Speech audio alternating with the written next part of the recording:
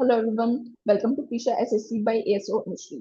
सभी एस्पिरेंट ये problem face करते हैं कि सिलेबस तो कंप्लीट हो रहा है पर सब भूलते जा रहे हैं कि एक हफ्ता पहले, 2 हफ्ता पहले या 3 हफ्ता पहले जो चीज पढ़ी थी अब वो बिल्कुल याद ही नहीं है। मैथ्स के फॉर्मूलाज याद नहीं है, रीजनिंग की अप्रोच स्लो होती जा रही है और जीएस का तो कुछ भी रिवाइज नहीं है।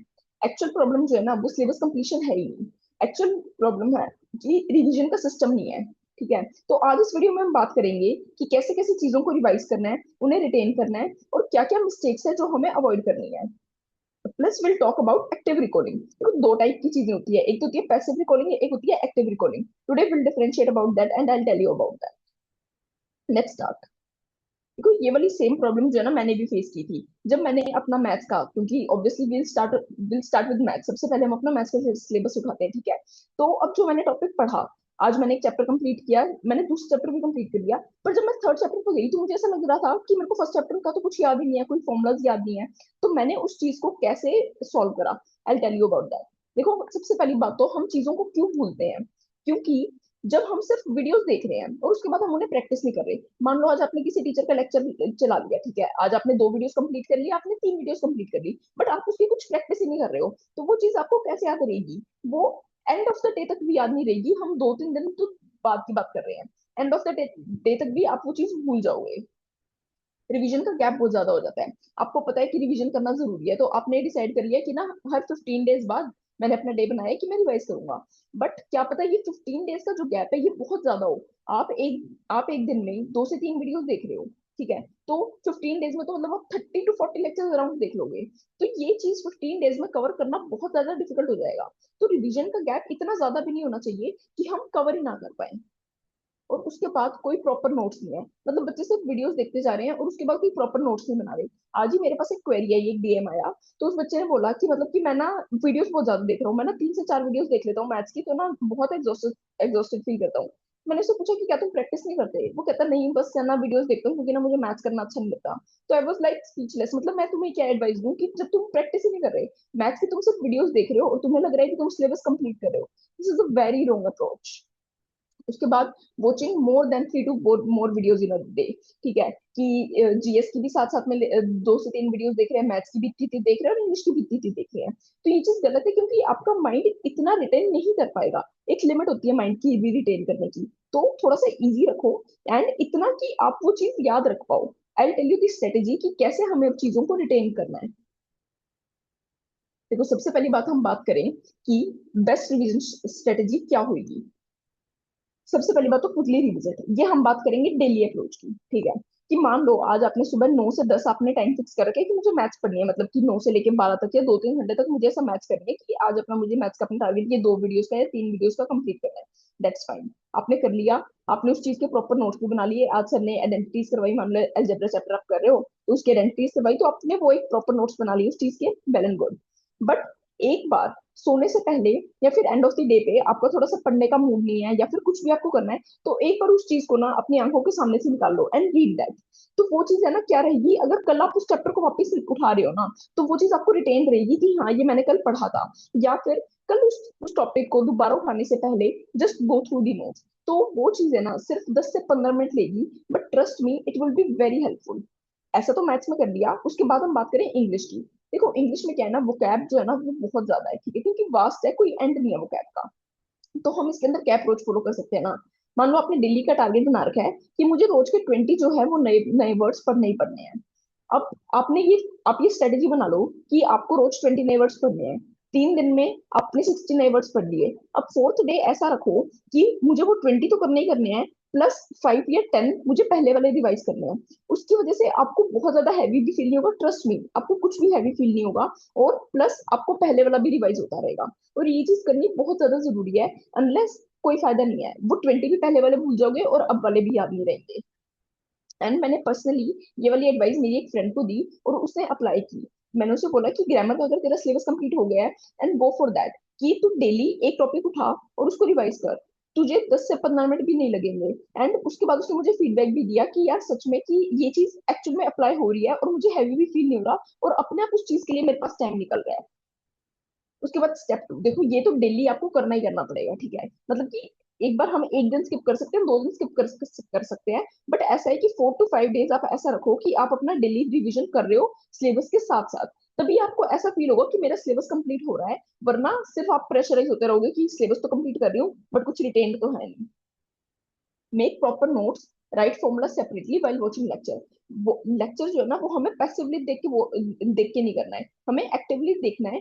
जैसे कि हमारे हाथ में पेन पेपर होना चाहिए कि जो जो चीज वो बता रहे हैं, ठीक है, अगर सर ने बोला कि इस वीडियो को पॉज करो यहाँ पे और इस क्वेश्चन को पहले खुद से ट्राई करो, तो उसको करो। ऐसा नहीं है कि वो 10 सेकंड स्किप कर दिया और उसके बाद सर की वीडियो देख रहे हो, वो चीज गलत है। वो चीज कभी आपको रिटेन ही नहीं रह पाएगी। उसके बाद बात करें, देखो ये तो हमें करना ही करना है, उसके बाद बात करेंगे वीकली रिवीजन की, जो कि बहुत ज्यादा इंपॉर्टेंट है। मतलब एक दिन के लिए ना हम इसको स्किप कर सकते हैं, बट इसको नहीं स्किप कर सकते वीकली रिवीजन को। संडे, मान लो कि कोई भी डे है, मतलब मोस्टली बच्चे बोलते हैं कि हम संडे ऑफ डे रखना चाहते हैं, ठीक है, बिल्कुल रखो। हाफ डे का रखो, तुम्हें जितना भी रखना है उतने डे का रखो, बट उस डे को ना ऑफ डे की जगह रिवीजन डे बोलो।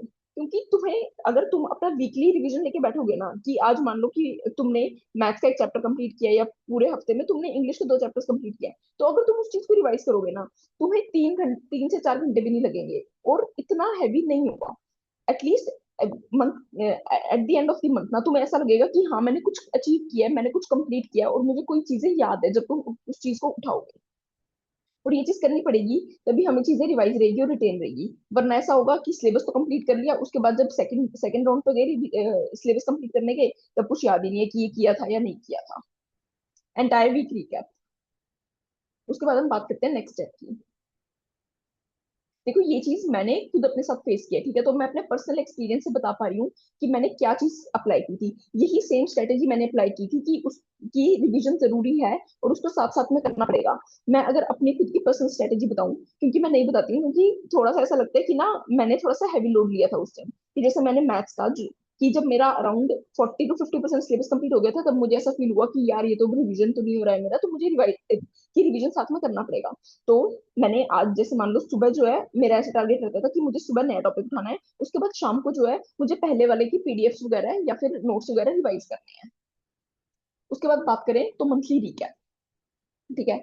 डेली वाला हो गया कि हम मान रहे हैं कि हम 4 से 5 दिन वो डेली वाला कर रहे हैं। उसके बाद वीकली वाला तो करना ही करना है, दैट इज मैंडेटरी। उसके बाद हम बात करेंगे मंथली रिकैप की। मंथ में 1 से 2 दिन तुम ऐसे रखो जिस दिन तुम बहुत ज्यादा कुछ नया नहीं पढ़ रहे हो, क्योंकि एक दिन तो हम ऐसा होता है ना कि एग्जॉस्टेड फील करते हैं कि यार आज कुछ पढ़ने का मन नहीं है, कुछ नया पढ़ने का मन नहीं है, तो पुराना पढ़ो। And that is a necessity कि तुम्हें करना पड़ेगा। Eight the end of the month एक ऐसा डे बनाओ कि तुम्हें पुराना पढ़ना है। Go through the complete notes of what you have studied in this month. If you are giving notes, go through the mistakes you did. ठीक है, क्योंकि अब नोट्स, प्रॉपर नोट्स तो तुम बनाओगे ही, वो चीज तो कंपलसरी है। या फिर तुम्हारे पास जो भी टीचर की बुक है या फिर पीडीएफ है, तो तुमने आज एक चैप्टर कंप्लीट किया, मान लो मैथ्स में कि मेंसुरेशन वाला चैप्टर कंप्लीट किया, तो उसकी पीडीएफ सॉल्व कर लो at the end of the month, 1 से 2 दिन लगा के। तो एटलीस्ट तुम्हें अकम्पलिशमेंट लगेगा कि हाँ मैं चीजों को कंप्लीट कर रहा हूँ और मैं उसको सॉल्व भी कर पा रहा हूँ। अगर नहीं हुआ तो वापस टीचर की वीडियो देख लो कि कहाँ पे रुक गया या क्या कहाँ पे क्या चीज की गलती रहेगी, ठीक है। उससे भी ज्यादा जरूरी है नोट्स को रिवाइज करना और फॉर्मुलाज को रिवाइज करना। अगर आप मॉक्स दे रहे हो तो आप अपनी मिस्टेक्स कहीं ना कहीं नोट कर रहे होगे कि ये मिस्टेक मेरी हो रही है रिपीटेडली, तो उस चीज को एक बार देख लो कि हाँ मैं ये वाली मिस्टेक्स कर रहा हूँ, ताकि मैं नेक्स्ट मॉक में ये सेम चीज रिपीट ना करूँ। हाँ, दिस इज रिपीटेड। ओके, तो अब हम नेक्स्ट चीज पे बात करते हैं, दैट इज एक्टिव रिकॉर्डिंग। जैसे कि मैंने आपको बताया, 2 चीजें होती है, एक तो होती है एक्टिव रिकॉर्डिंग, एक होती है पैसिव रिकॉर्डिंग। देखो I tell you the difference. आज हम नोट खोल के बैठे हैं, ठीक है, आज हमने सोचा कि चलो आज रिवीजन करते हैं। हमने कॉपी खोली, हम इसको पढ़ रहे हैं, a square plus b square plus is equals to 2ab। हमने ये चीज करी, सॉरी, ए प्लस बी का whole square equals to a square plus b square plus 2ab, हमने ये चीज करी। तो ये तो होगी पैसिव रिकॉर्डिंग कि हम देख देख के पढ़ रहे हैं, ठीक है, देख देख के। अब एक्टिव रिकॉर्डिंग क्या होगी, तुम आंखें बंद करो और तुम ये चीज सोचो कि तुमने कितने फॉर्मुलाज पढ़े थे। जैसे मान लो अपनों ने ए प्लस बी का होल स्क्वायर देखा, तो उसके इक्वल्स टू पे ना हाथ रख लो और उसके बाद खुद से रिकॉर्ड करने का ट्राई करो कि वो फॉर्मूला क्या था। समझ लो, दैट इज एक्टिव रिकॉर्डिंग, कि तुम्हारा माइंड जो है ना वो इसी से शार्प होगा एटलीस्ट, वरना वो नहीं होगा। वो सिर्फ बंद रहेगा दिमाग की, हाँ मतलब ये तो सिर्फ देख देख के पढ़ना है। अब जैसे जीएस में भी मान लो तुमने कोई डेट्स, क्योंकि हम वीकली डेली की रिवीजन तो कर ही रहे हैं ना, और मंथली रिवीजन तो हम कर ही रहे हैं थोड़ी थोड़ी, तो हमें वो चीज रिटेन रहनी चाहिए। अब तुम्हें कोई डेट्स है, मान लो जीएस में हमने कोई डेट्स पढ़ी हुई है, तो उसको ना आंखें बंद करके खुद सोचने की ट्राई करो कि वो डेट क्या थी, जिससे तुम्हारा माइंड शार्प होता है। And trust me, this actually works. या फिर उस चीज को लिख लिख के करो। जैसे मैंने भूतेश सर से जब कोर्स किया था, तो सर सिर्फ एक चीज बोलते थे कि तुम फॉर्मुलाज को है ना रोज है ना सिर्फ लिख लिख के ट्राई करो, उस पेज को फाड़ दो, मतलब जैसे जितनी गंदी हैंडराइटिंग में लिखना है ऐसे सजा सजा के नहीं, जितनी गंदी हैंडराइटिंग में लिखना है उसको लिखो और उसके बाद उसको फाड़ दो। तो वो चीज तुम्हारे माइंड को शार्प बनाती है, और एग्जाम हॉल में जाके तुम्हारा माइंड जो है ना वो उसी मेंटेलिटी के साथ वर्क करेगा। यही अगर तुम पैसिव रिकॉर्डिंग आज कर रहे हो ना, तो एग्जामिनेशन हॉल में जाके तुम्हें ऐसा लगेगा कि काश मेरे सामने कोई कॉपी होती और मैं उसको देख लेता। थोड़ी सी चीज देखनी है, प्लस माइनस देखना है, ये वाली चीज देखनी है। और यही जब तुम उस चीज को लिख के करोगे ना, तो तुम्हें ना छोटी छोटी चीजें पता चलेगी, क्योंकि प्लस माइनस ये जो एग्जामिनेशन हॉल में गेम खेल जाता है। Instead of just re reading, try recalling it yourself. ठीक है, आंखें बंद करके खुद से याद करने की ट्राई करो कि क्या था, इसका कॉन्सेप्ट क्या था, इस चीज को मैंने कैसे सॉल्व किया था। Revision is not just re reading, it is to pressurise your mind to recall what you have learn. देखो, जब तक हम अपने माइंड पे प्रेशर नहीं देंगे ना, तब तक वो काम नहीं करेगा। जैसे अगर आज हम लेजी हैं, तो वो माइंड जो है ना, वो अपना माइंड वैसा ही हो जाता है कि हाँ बस इसको तो सिर्फ आराम चाहिए, वो इजी हो जाता है हमारा माइंड। बट हमें उसको शार्प बनाना पड़ेगा। तो हमें उस चीज पे काम करना पड़ेगा, और हमें एक्टिव रिकॉर्डिंग करनी पड़ेगी। ये चीज परमार सर भी एडवाइस करते हैं कि इंस्टेड ऑफ पैसिव रिकॉर्डिंग हमें एक्टिव रिकॉर्डिंग करनी चाहिए। अब हम नेक्स्ट चीज पे बात करें, तो प्रिपेयर प्रिपेयर प्रॉपर नोट्स। ये देखो, ये चीज सबसे ज्यादा इंपॉर्टेंट है, वरना एग्जाम के लास्ट में जाके ना तुम्हें बहुत ज्यादा प्रॉब्लम फेस करनी पड़ेगी कि ना अब मुझे रिवाइज करना है, बट मेरे पास नोट्स ही नहीं है, मैं रिवाइज कैसे करूँ। ठीक है, चाहे जीएस की बात है चाहे मैथ्स की बात है, कि मुझे फॉर्मुला रिवाइज करना है, मुझे आइडेंटिटीज रिवाइज करनी है, एक बार जस्ट मुझे गो थ्रू करना है, तो प्रॉपर नोट्स ही नहीं है। अब तुम लास्ट में जाके तो पीडीएफ नहीं ढूंढते रहोगे ना कि ये वाली पीडीएफ यहाँ रखी थी, ये वाली पीडीएफ यहाँ रखी थी। तो उस चीज के ना प्रॉपर हैंड रिटन या फिर तुम्हें प्रिंटेड नोट्स जैसे भी चाहिए ना, तो उस चीज को मेंटेन करो। And I would suggest handwritten notes करो, क्योंकि अगर तुम वो लिखोगे ना, जब तक अपनी चीजें हाथ से नहीं लिखेंगे ना, तब तक वो चीज हमें रिटेन नहीं रह सकती। अब उसके बाद सबसे पहले बात है मैथ्स की, फॉर्मुलास की और कॉन्सेप्ट्स की। ठीक है, फॉर्मुलास तो बहुत इंपॉर्टेंट है ही है, उसके बाद कॉन्सेप्ट्स भी इंपॉर्टेंट है कि क्या क्या कॉन्सेप्ट किस किस चीज के हैं। तो उस चीज की भी ना एक एक नोट्स प्रिपेयर करो। किसी दिन आई शो यू वीडियो में कि मैंने कैसे अपनी कॉपी मेंटेन की थी, और मैंने कैसे कैसे अपने कॉन्सेप्ट्स, कैसे कैसे फॉर्मुला अपने लिख के रखे थे, ताकि मुझे जिस भी चैप्टर का, जैसे अपने स्कूल में बनाते थे ना प्रॉपर इंडेक्स टाइप्स, बिल्कुल वैसे बना के रखो कि आज मुझे ये वाला चैप्टर देखना है, तो मुझे पता होना चाहिए कि ये वाले इस पेज पे है, तो जस्ट उसको वहां पे गए, बिल्कुल भी टाइम वेस्ट नहीं होगा, और उसको गो थ्रू कर लिया। उसके बाद रीजनिंग में, जैसे कि मैंने पहले भी वीडियोस में बताया था, रीजनिंग में बहुत रिपीटेड पैटर्न पूछता है एसएससी। तो हमें वो चीज हमारे सामने होनी चाहिए कि हम इस चीज को देखते रहे। उसके बाद GS, important plus forgotten facts. क्या है, कुछ कुछ जीएस में ऐसे फैक्ट्स होते हैं जो हमें ना बार बार भूलते रहते हैं। जैसे मान लो इंपॉर्टेंट क्या है, डेट्स। डेट्स बहुत ज्यादा इंपॉर्टेंट है, जो बहुत ज्यादा रिपीटेडली पूछता है। प्लस और है भी बहुत ज्यादा, क्योंकि हर चीज की कुछ ना कुछ डेट है, कुछ ना कुछ डेट है, तो उस चीज के ना एक नोट्स बना के रख लो। और ऑल्दो वैसे तो हमारे पास जीएस जीएस के नोट्स रहते हैं, चाहे तुम्हारे पास बुक है किसी भी टीचर की, या फिर तुम्हारे प्रॉपर नोट्स है, तो ना उस चीज को अंडरलाइन रखो, या फिर कि तुम उस चीज को ढूंढ रहे हो, उस चीज को सर्कल रखो, और उस चीज को ना रिवाइज करते रहो बार बार, ताकि तुम्हें वो रिटेन रहे। अब जैसे मेरे साथ एक गलती हुई, मतलब जेन्युइनली मुझे उस चीज के लिए बहुत ज्यादा बुरा लगा। प्री में हुआ था शायद, कि ना कुछ डेट थी किसी चीज की, वो कमीशन की थी, तो ना उसकी ना हमेशा ना मुझे 1993 याद रहता था हमेशा, और मुझे नहीं पता था कि ये वाला क्वेश्चन एग्जाम में आ जाएगा। और वो मैं 1993 ही टिक करके आई, बट एक्चुअली में उसकी डेट जो होती थी ना वो 1990 होती थी। तो इतनी सिली मिस्टेक थी, और मैं वहां पे मतलब ये वाली चीज थी ना कि मुझे इतना रिग्रेट हुआ ना, कि काश वो चीज मैं अच्छे से याद कर लेती, या फिर उस चीज को मैं नोट कर लेती, तो आज शायद मुझे कंफ्यूजन नहीं होता। उसके बाद बात करें इंग्लिश। ठीक है, तो इंग्लिश में देखो ग्रामर के हो गए नोट्स की। ठीक है, कि जो भी तुम्हारे कॉन्सेप्ट हैं, जैसे नाउन के हो गए, प्रोनाउन के हो गए, या कुछ भी हो गए, तो उस चीज के भी प्रॉपर नोट्स होने चाहिए, या फिर तुम्हारे पास बुक होगी तो उस चीज को रिवाइज करते रहो। Plus vocab. वोकैब ये वाली लिखो कि जो तुम्हें पता है कि तुम भूल रहे हो बार बार। जैसे मान लो आज तुमने कोई वोकैब कुछ पढ़ी, और तुम्हें पता चल रहा है कि तुम्हें ये याद नहीं हो रही, तो उस चीज को ना पेपर पे नोट कर लो। कि उसके बाद तुमने नेक्स्ट 10 वर्ड्स पढ़े, और उसमें पता चला कि तुम्हें 11th वर्ड याद नहीं आ रहा, तो उस चीज को नोट कर लो। तो समझ लो कि तुम्हारे पास एक प्रॉपर नोट्स बन जाएंगे, कि जो चीज तुम्हें याद नहीं हो रही है। अब मैं आपको एक बहुत ही अच्छी सब्जेक्ट वाइज रिटेंशन स्ट्रेटेजी बताती हूँ, क्योंकि क्या सब सब्जेक्ट्स है ना कुछ अलग डिमांड करते हैं कि उस चीज को क्या चाहिए। किसी चीज को थोड़ा कम टाइम चाहिए, किसी चीज को थोड़ा ज्यादा टाइम चाहिए। जैसे रीजनिंग को ना बहुत ज्यादा टाइम देने की जरूरत नहीं है। आप ऐसा नहीं है कि आप डेली रिवाइज करें रीजनिंग को, आप ऐसा थोड़ा सा लीनियंट भी रह सकते हो कि हाँ आप एक हफ्ते में 10 दिन में या फिर मंथली में आप एक बार वो रिपीटेड पैटर्न को ट्राई करो। तो मैथ्स जीएस ऐसे सब्जेक्ट है ना कि आपको डेली उसके लिए टाइम देना पड़ेगा।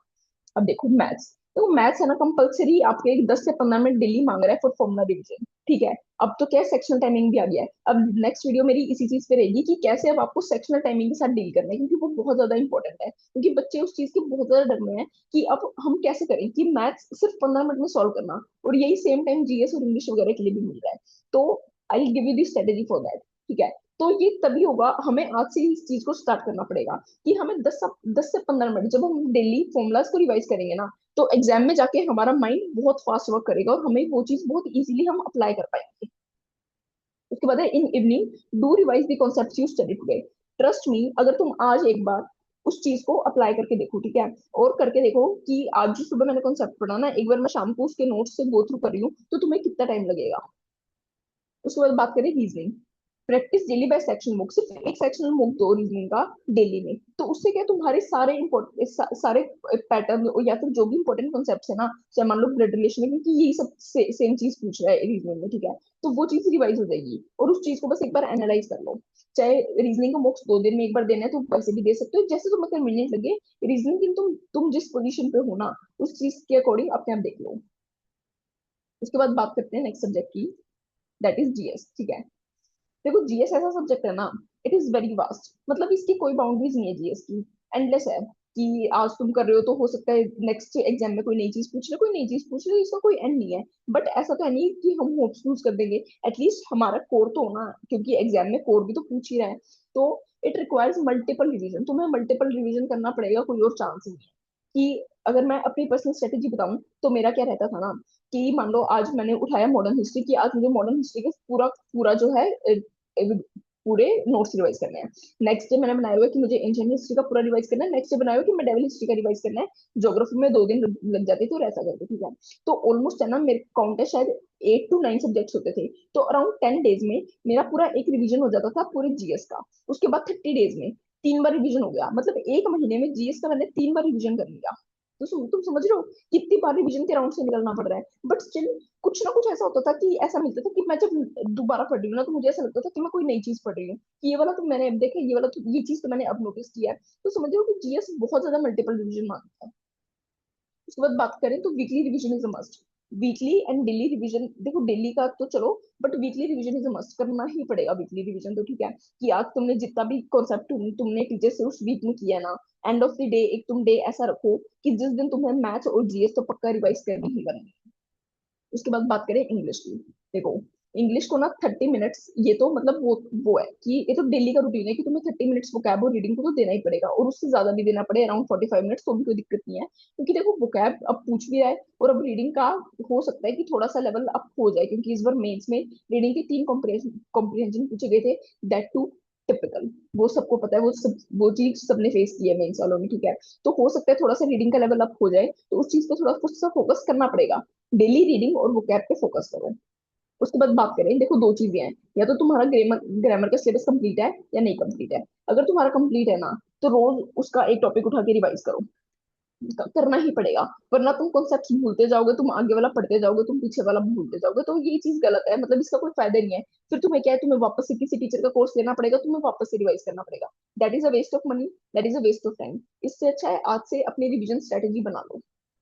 और अगर ग्रामर का सिलेबस कंप्लीट नहीं है, तो सबसे पहले सिलेबस कंप्लीट करो और वीकली रिवीजन अपना स्टार्ट करो। कि आज तुमने 2 टॉपिक्स किए हैं, तो उस वीक में 2 टॉपिक्स का वो रिवीजन होना चाहिए। उसके बाद तुम जो भी सर ने तुम्हें क्वेश्चंस प्रैक्टिस के लिए दिए हैं, वो क्वेश्चंस प्रैक्टिस करो, उनको आइडेंटिफाई करना स्टार्ट करो कि क्या क्या तुम कॉन्सेप्ट्स मिस कर रहे हो या क्या क्या चीज याद करने वाले। उसके बाद बात करें तो सेक्शनल में, ठीक है, एरर डिटेक्शन हो गया, या फिर कोई नए वर्ड्स हैं, सिनोनिम एंटोनिम्स या कुछ भी है, वो सब चीजें हमें सेक्शनल बुक से पता चलेगी। और अब हमें सेक्शनल बुक्स तो लगाने ही पड़ेंगे, क्योंकि आ गई है सेक्शनल टाइमिंग आ गई है, तो दैट इज अ मस्ट। देखो अब अपने बात करते हैं कि do not make these mistakes, only new study. कि तुम रोज जो है तुमने डिसाइड कर लिया कि 10 से 15 दिन में मेरे को सिर्फ रोज नया पढ़ना है, तो तुम पढ़ते रहो, तुम्हें पिछले वाला कुछ भी याद नहीं रहेगा। मत करो ये वाली चीज। अगर एक्चुअल में एग्जाम क्लियर करना है 1 से 2 साल में, तो फिर ये इस चीज को छोड़ दो।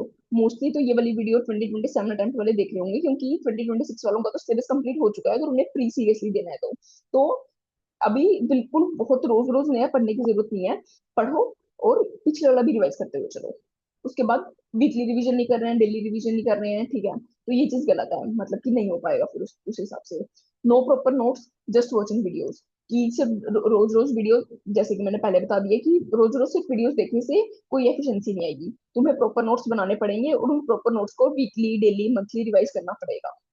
उसके बाद बात करें टू मैनी सोर्सेज, ठीक है। अब कुछ कुछ स्टूडेंट्स ऐसे हैं कि है ना, ये वाला चैप्टर इस वाले टीचर से भी कंप्लीट कर लिया, ये वाला चैप्टर उस वाले टीचर से भी कंप्लीट कर लिया, इसके भी नोट्स बना लिए, उसके भी नोट्स बना लिए, इतना ज्यादा सोर्स, इतना ज्यादा मटेरियल इकट्ठा कर लिया कि वीक में ही रिवाइज नहीं हो पा रहा है, मतलब 5-6 घंटे तो सिर्फ वीक में जा रहे हैं, तो ये चीज गलत है। एक एक चैप्टर करो और एक ही टीचर से करो। मतलब वो तुमने अगर मैच उठा लिया ना कि तुम्हें पूरा इस टीचर से करना है, तो उसी टीचर से करो। बार बार अपने सोर्सेज, अपने शिफ्ट चेंज मत करो, क्योंकि तुम्हारे फिर नोट्स भी उतने ज्यादा बढ़ते रहते हैं, क्योंकि वो टीचर अपने अकॉर्डिंग देगा, वो टीचर अपने अकॉर्डिंग नोट्स देगा, तो वो चीज गलत है। पीडीएफ को सिर्फ कंपाइल करते रहेंगे, बढ़ाते रहेंगे, सेव करते रहेंगे, डाउनलोड करते रहेंगे, उसके बाद उन्हें देख ही नहीं जाए, तो ये चीज गलत है। अगर तुम्हें सीरियसली अटेम्प्ट देना है, सीरियसली एग्जाम क्लियर करना है, तो एक टीचर से करो। पीडीएफ जो है अपनी लिमिटेड रखो, जितने लिमिटेड रख सकते हो, और अपने हैंड रिटन नोट्स बनाओ।